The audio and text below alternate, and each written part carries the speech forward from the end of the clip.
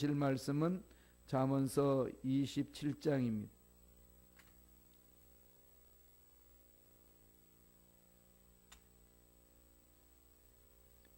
잠언서 27장 15절로 19절 말씀이 되겠습니다. 잠언서 27장 15절에서 19절까지의 말씀, 다 같이 한 목소리로 합독하시겠습니다. 다투는 여자는 비 오는 날에 이어 떨어지는 물방울이라. 그를 제어하기가 바람을 제어하는 것 같고 오른손으로 기름을 움키는 것 같으니라. 철이 철을 날카롭게 하는 것 같이 사람이 그의 친구의 얼굴을 빛나게 하느니라. 무화과 나무를 지키는 자는 그 과실을 먹고 자기 주인에게 시중드는 자는 영화를 얻느니라. 물에 비치면 얼굴이 서로 같은 것 같이 사람의 마음도 서로 빛이 나니라. 아멘. 이 말씀으로 더불어 사는 삶, 함께하는 삶, 더불어 사는 삶에 대해서 은혜의 말씀을 나누겠습니다. 사람을 한문으로 어떻게 쓰죠? 사람 인자 다 잘 아시죠? 한 핵이 있고 다른 핵이 이렇게 받쳐줍니다. 사람 인자로 쓰겠죠. 서로 돕는다는 겁니다. 그러니까 한 핵만 써 있어서는 불완전한 거죠. 옆에서 받쳐줘야 돼요. 그 한문에는 그 뜻글자라 그런 의미가 담겨 있습니다. 성경적인 거죠. 하나님이 태초에 아담을 창조하시고 하시는 말씀이 있습니다. 뭐라고 하셨나요? 독주하는 것이 좋지 못하다. 독주하는 것이 좋지 못하다. 그래서 내가 돕는 배필을 주겠다. 그래서 아제르크네 그도 그럽니다. 돕는 배필이란 아제르크네 그도 그렇게 얘기를 합니다. 그건 세 가지 뜻이 있어요. 서로 필요를 도와주는 것, 또 하나는 영적으로 갈 길을 서로 보여주는 것, 세 번째로는 반대하여 돕는 것. 잘못된 길로 갈 때에 반대해서 올바른 길로 갈 수 있도록 잡아주는 겁니다. 이 세 가지가 이제 이 돕는 배필의 의미가 담겨 있습니다. 결국은 돕는 배필이라는 말은 크네그도 무슨 의미일까요? 도와준다는 거죠. 함께 살라는 겁니다.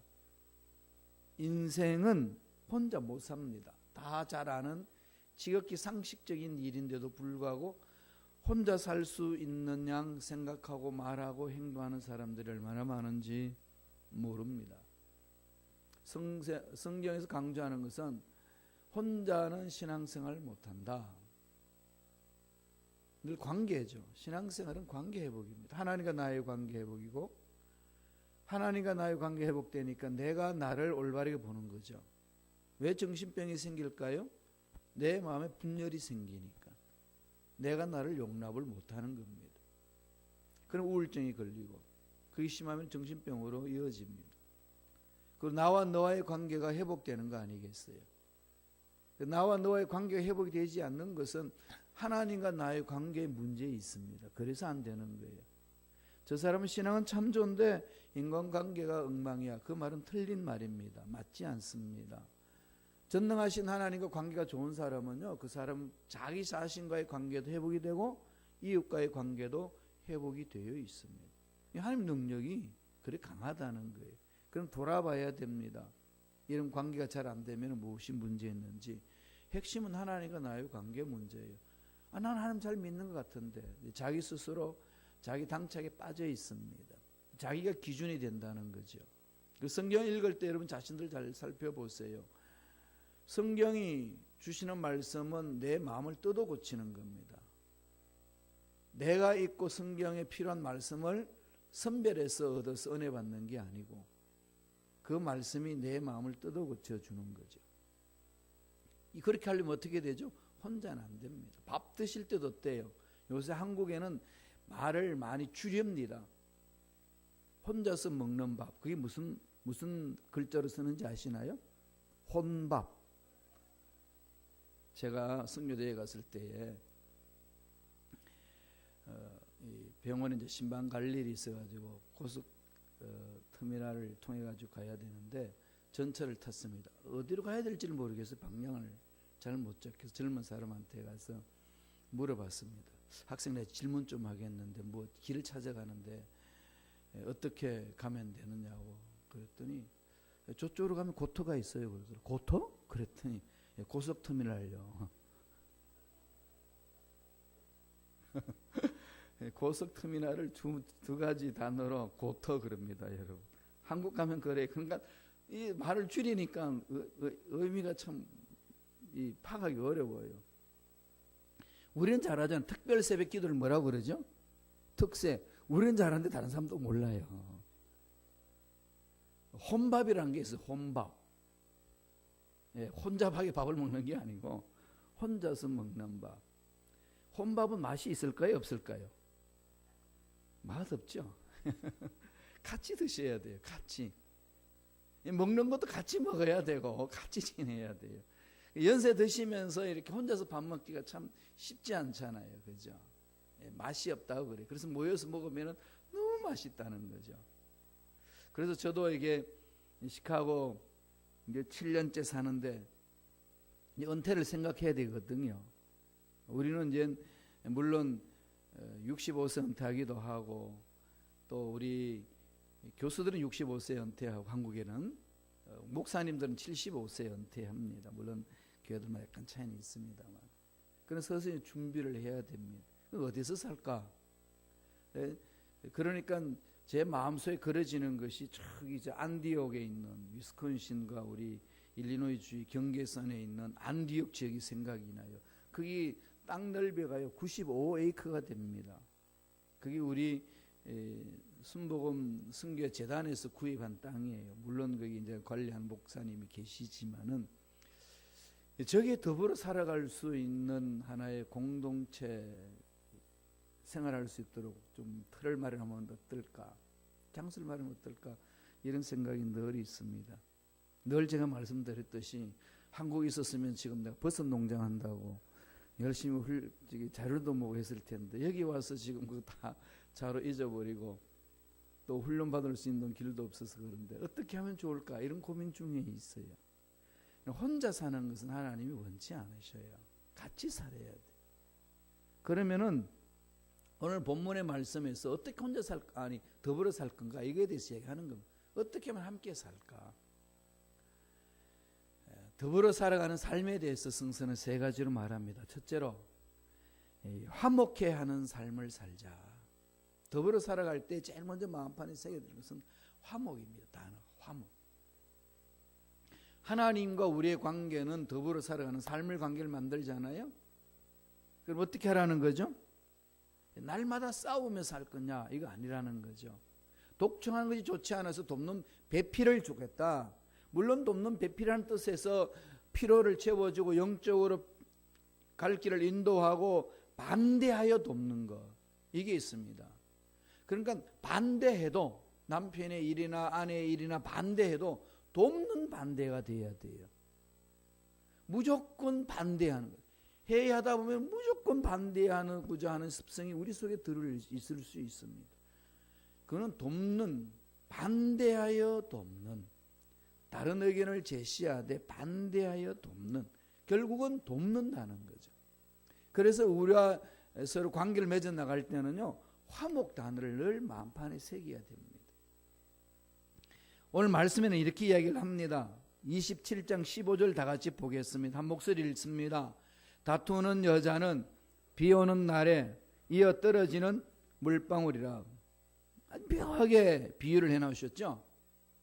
이 다투는 여자만 그런 게 아니라 다투는 남자도 동일한 거예요. 꼭 성경에 놓을 때 여자 그러면 남자들이 이거 보라고 이렇게 하면 안 돼요. 또 남자 놓으면 여자들이 이거 보라고. 이건 성경을 잘못 적용하는 겁니다. 이것은 통칭적으로 말하는 거지요. 서로 관계니까. 그건 다투는 여자, 다투는 사람들은 비 오는 날에 이어 떨어지는 물방울이라. 여러분 지붕에서 물이 떨어지는 거 보셨나요? 새벽 예배 놓으면 비 올 때 우리 교회에서 늘 체험합니다. 물방울이 뚝뚝 떨어지잖아요. 나중에 알았습니다만 그거 물 받치면 되지 그랬는데 물 받치는 것에서 끝나는 게 아니라는 거죠. 물이 계속 천정에 고여있고 오래 두면은 어떻게 되죠? 썩습니다. 썩으면 지붕이 내려앉는 위험이 있다는 거죠. 그럼 빨리 그것을 고쳐야 됩니다. 그것처럼 한 집안에서 한 모임 속에서 계속 그렇게 다투면은 물방울이 떨어지는 것처럼 계속 해결되기 때문에 관계가 다 깨어지고 문제가 생긴다는 거죠.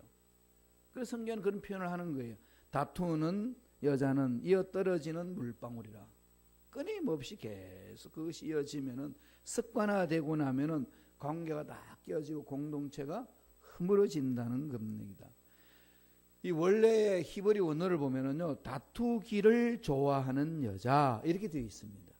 다투기를 좋아하는 여자. 그냥 다투기를 좋아하는 남자 이런 거죠. 그게 무슨 의미를 말하는 걸까요? 습관화되어 있다는 겁니다. 습관화되어 있어요. 그래서 저와 여러분들이 사용하는 언어를 한번 돌아보세요. 언어 습관. 언어 습관이요, 나는 익숙하게 되어 있어요. 그럼 다른 사람이 들을 때는 되게 거스를 때가 있습니다. 저는 목소리가 크잖아요. 늘 말씀드렸듯이 투병 생활을 제가 10대 말에서 20대 초까지 7년 동안 투병 생활을 했기 때문에 그 후유증으로 오른쪽 귀가 이렇게 약간 나갔어요. 그리고 눈도 좀 안 좋게 되고, 그다음에 이 오른쪽 어깨도 위로 올라가고, 그래서 아주 그냥 좀 이렇게 불량 청소년처럼 보입니다. 떡 있습니다.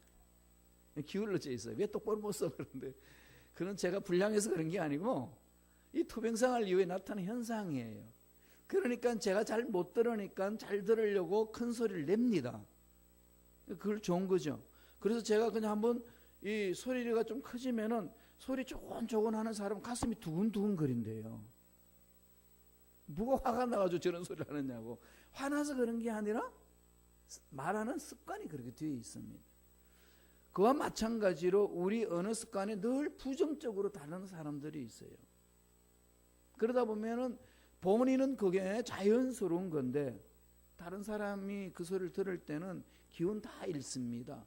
기운이 빨린다고 그러죠. 짜증나고 싫은 거예요. 그렇기 때문에 지금 내가 사용하고 있는 언어 이대로 좋은가 돌아보세요. 나도 모르게 막 짜증 섞인 말, 부정 섞인 말 늘 그렇게 가는 건데 본인은 잘 모르시더라고.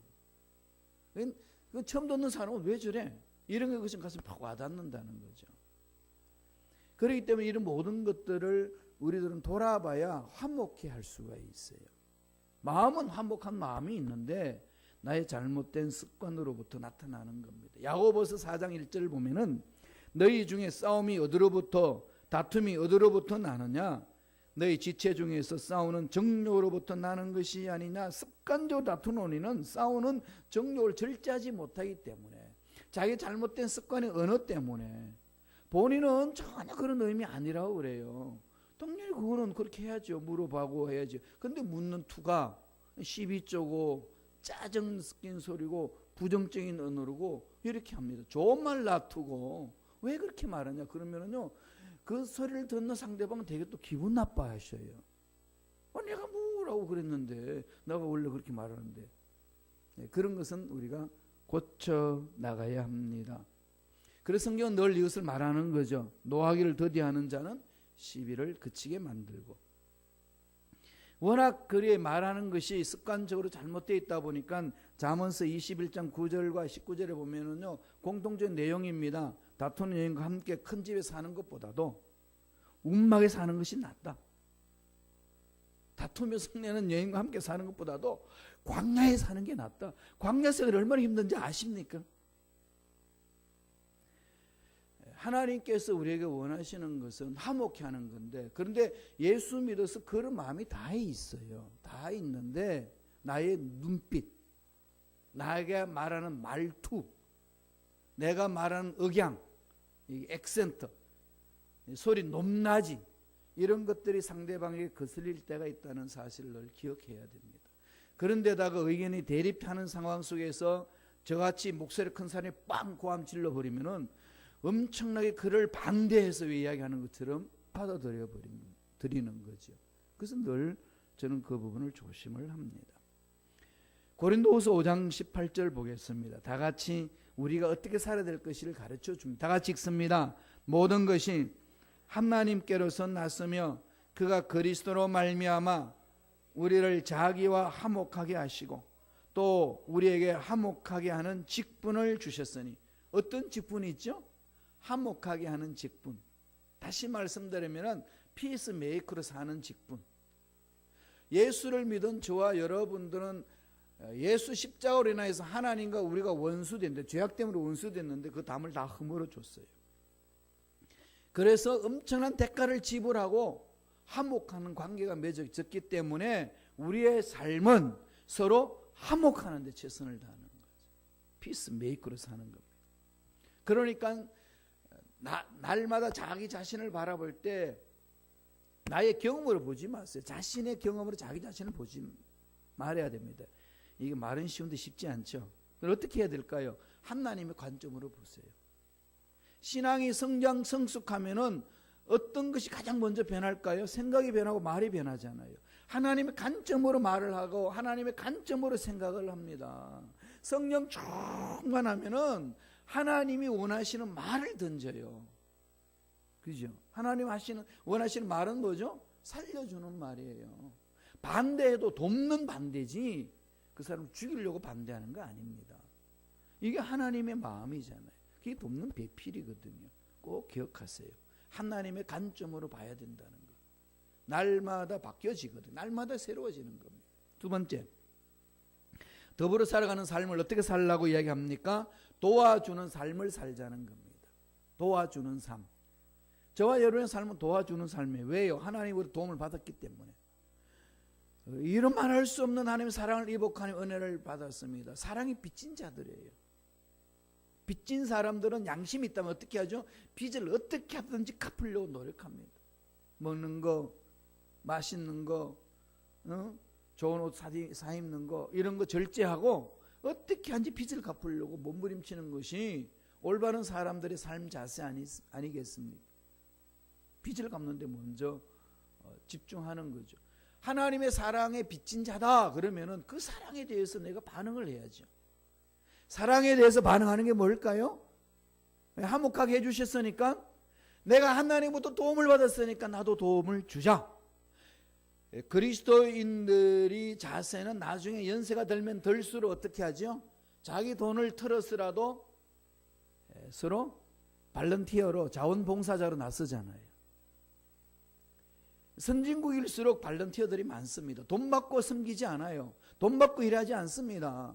그동안 나를 이렇게 살아갈 수 있도록 도움을 준 사람들, 정부, 세상을 향하여서 내가 이렇게 많이 받았으니까 돕자.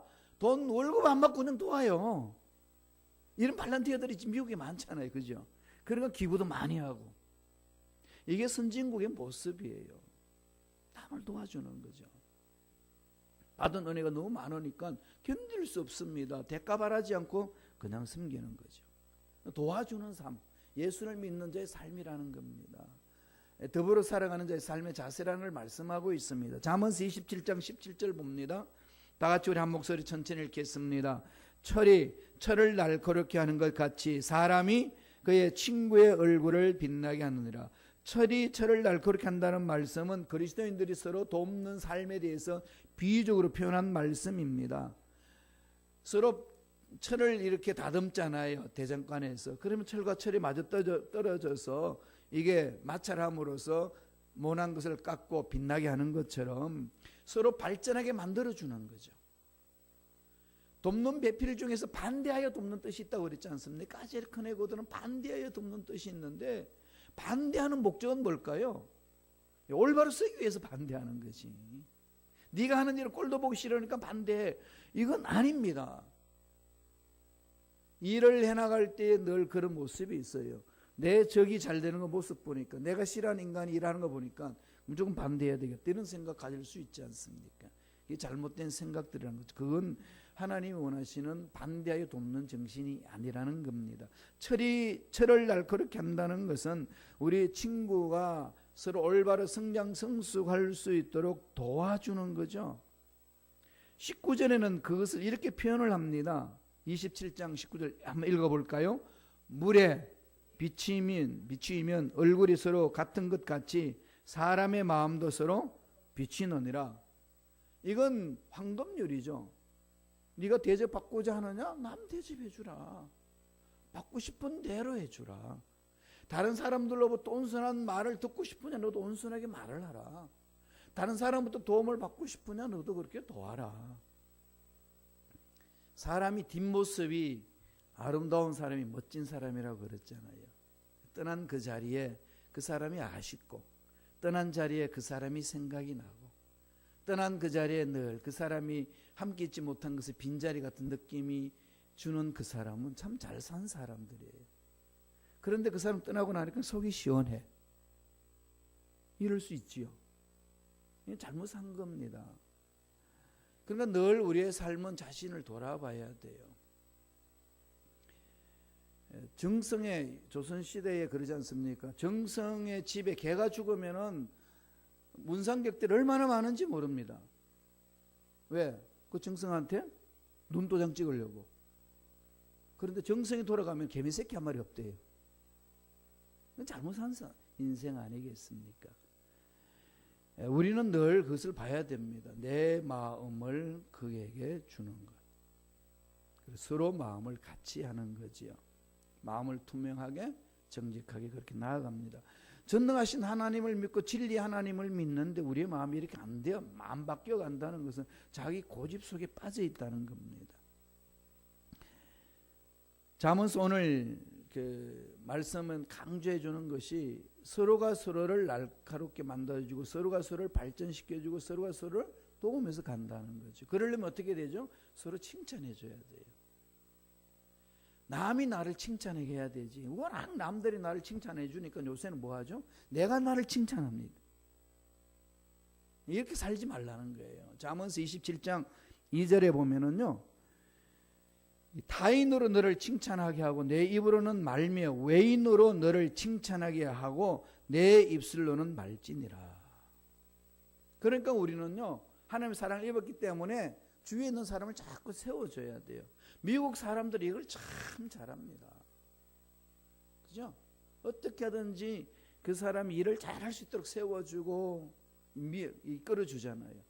그런데 어떻게 됐는지 우리 한반도는 이 바지가랑이 자꾸 늘어지고 발목 자꾸 늘어지고, 대한민국에서 대통령 되기 너무 힘들어요. 아니, 되기는 쉬운데 대통령 되고 난 이후에 살기가 힘듭니다. 다 감옥에 가서 살 수 있는 내공을 키워놓고 대통령을 해야 돼요. 미국에는요, 서로 세워줍니다. 영웅을 만들어주잖아요. 이게 하나님이 원하시는 마음이에요. 교회가 그렇게 하셔야 돼요.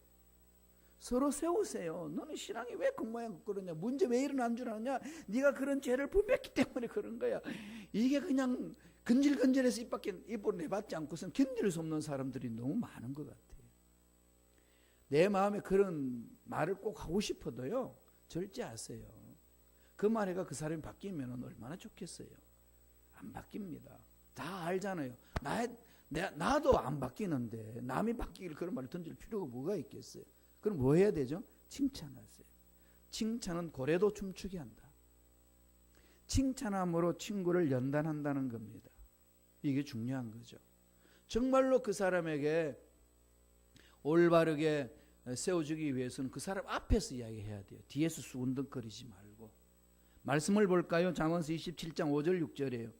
다 같이 한 목소리 천천히 읽습니다. 면책은 숨은 사랑보다 나으니라. 친구의 아픈 책망은 충직으로 말미암은 것이나 원수의 자주 입맞춤은 거짓에서 난 것이니라. 이건 오늘날 정치인들 하는 짓거리잖아요. 예, 아주 그냥 보는 사람들 앞에서는 또 선거철만 되면은 그냥 뭐 자기 생명까지 바쳐서도 섬기겠다 그러놓고 딱 끝나면 그걸 다 끝나는 것. 원수의 자주 입맞춤은 거짓에서 난 것이라. 그러니까 저와 여러분들 진실하다면 하나님의 사랑을 전해주는 거죠. 그 면전에서 돕고 내가 너를 세워주겠다. 이게 하나님의 사랑을 체험한 자들의 삶이라는 겁니다. 더불어 살아가는 제 삶의 자세예요. 자녀들을 칭찬을 많이 해주셔야 됩니다. 손자 손녀들 칭찬 많이 해주세요. 눈에 빗나가는 것들 한두 가지겠습니까? 인생 80년 사신 분들이 그 손자 손녀를 보면은 삶이 엉망이지 않습니까? 왜 저렇게 할까? 그게 지적하고 싶은 것이 그냥 내 마음속에 굴떡같이 일어나죠. 그럴 때마다 칭찬해 주세요. 얼마나 가능성이 많습니까? 칭찬으로 사람을 연단하는 겁니다. 이게 하나님의 사랑을 체험한 자의 삶이라는 거죠. 마지막으로 더불어 살아가는 삶을 살기 위해서는 어떻게 하라고 권면합니까? 지켜주는 삶을 살자는 겁니다. 지켜주는 삶. 여러분 제일 지키고 싶은 것이 무엇일까요? 사랑하는 사람들 지켜주고 싶고 사랑하는 가족을 지켜주고 싶고 특별히 부모로서는 뭘 지키고 싶나요? 자녀들을 지키고 싶고 후손들을 지키고 싶은 마음 간절하지 않습니까? 그것을 이렇게 비유합니다. 잠언서 27장 18절에 다 같이 읽어볼까요? 무화과 나무를 지키는 자는 그 과실을 먹고 자기 주인에게 시중드는 자는 영화를 얻느니라. 무화과 나무를 지키는 자, 뭘 먹죠? 과실을 먹습니다.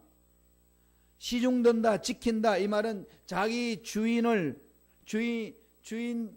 괴롭히는 그 원수들을 잘 막아줘서 주인이 어려움이 없도록 만들어준다는 거죠. 파수꾼의 직무를 감당하는 걸 말합니다.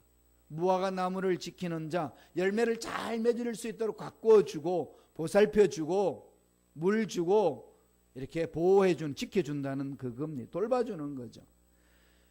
마찬가지로 하나님의 사랑을 체험한 저와 여러분들은 하나님의 이름이 욕되지 않도록 우리는 지켜야 됩니다. 교회 이름이 욕되지 않도록 교회 공동체를 아름답게 갖고 가야 돼요. 그 예수 믿는 사람들의 모습입니다. 지켜나가야 되는 거 아니겠어요?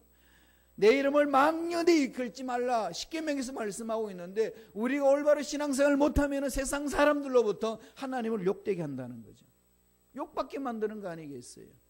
그러니까 저와 여러분들은 책임이 있습니다. 그래서 말 한마디 내가 행동하는 그 하나하나가 다 하나님을 욕되게 하느냐 높이느냐 달려있다는 겁니다. 하나님은 우리를 도와주시는데 우리는 하나님을 욕되게 한다면 참으로 올바른 신앙생활을 하는 게 아니라는 거죠.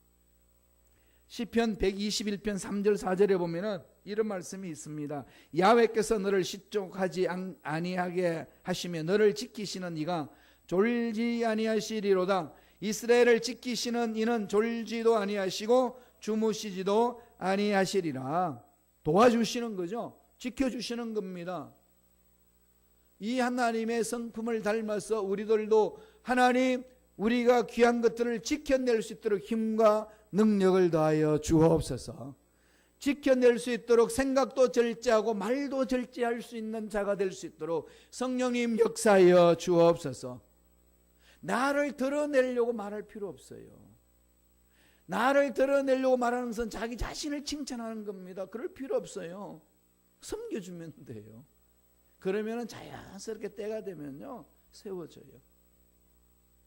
제가 어떤 모임에 뭐 건면이나 축사나 하기 위해서 초대받으면은 늘 제일 뒷자리에 앉아 있으면 잘 모르잖아요. 어디에 가서 이렇게 있을런지.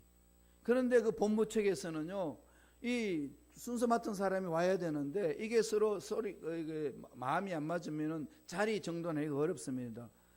그러니까 나도 못 보고 그도 못 봐요. 근데 제일 뒤에 앉아 있으면은 아예 마이크로 광고를 합니다. 김판원 목사님, 오늘 축사를 맡으신 김판원 목사님 어디 계십니까? 단상으로 올라와 주세요. 그러면 제 뒤에 앉아있던 내가 떡 일었으면 모든 사람들이 주목해요. 그래서 또벅또벅 걸어 나가는 거죠. 그러니까 설칠 필요가 없습니다. 때가 되면 하나님이 다 높여주시고 알게 하시고 세워주시는 겁니다. 이게 그리스도인의 삶이에요. 지혜고. 더불어 살아가는 자의 삶은 그렇다는 겁니다. 그래서 우리는 하나님의 사랑을 입은 자들이기 때문에 우리의 삶은 더불어 살아가는 자예요. 세워주고 높여주고 도와주고 칭찬해주고 함께하는 그런 멋진 삶을 살아내므로 하나님께 칭찬받고 또 공동체도 아름답게 만들고 하나님의 귀한 일들을 잘 감당하는 그런 일꾼이 되기를 간절히 축원드립니다. 기도하겠습니다. 하나님 아버지 감사와 찬양을 드립니다. 오늘도 우리에게 생명을 주셔서 아버지 약속의 말씀을 마음판에 새길 수 있도록 축복해 주시니 감사합니다. 늘 말씀을 마음판에 새기게 하시고 주신 말씀을 부여잡고 믿음으로 간절히 기도함으로 환경을 극복하고 문제를 극복하고 앞을 향해 달려가는 능력 있는 믿음의 일꾼들에게 축복하여 주옵소서. 나사리 예수 이름으로 명하노니 아니 말씀에 서지 못하도록 괴롭히는 모든 원수 마귀들은 떠나갈지어다 사라질지어다 예수 피로 씻음받을지어다. 하나님의 자녀들을 만지지 말지어다. 마음을 괴롭히지 말지어다. 혼란케 하지 말지어다. 성령님 오셔서 늘 말씀이 있으므로 정신이 올바르고 생각이 올바르고 말도 올바르고 하나님이 기뻐하시는 말을 해내는 믿음의 일꾼들이 되게 축복하여 주옵소서. 은혜에 감사히 귀한 예물 심습니다. 믿음으로 심습니다. 소원이 있습니다. 기도 제목이 있습니다. 하나님이 놀라운 은혜와 능력으로 흡족하게 채워 주시옵소서. 감사하고 예수님 이름으로 축복하며 기도드리옵나이다. 아멘.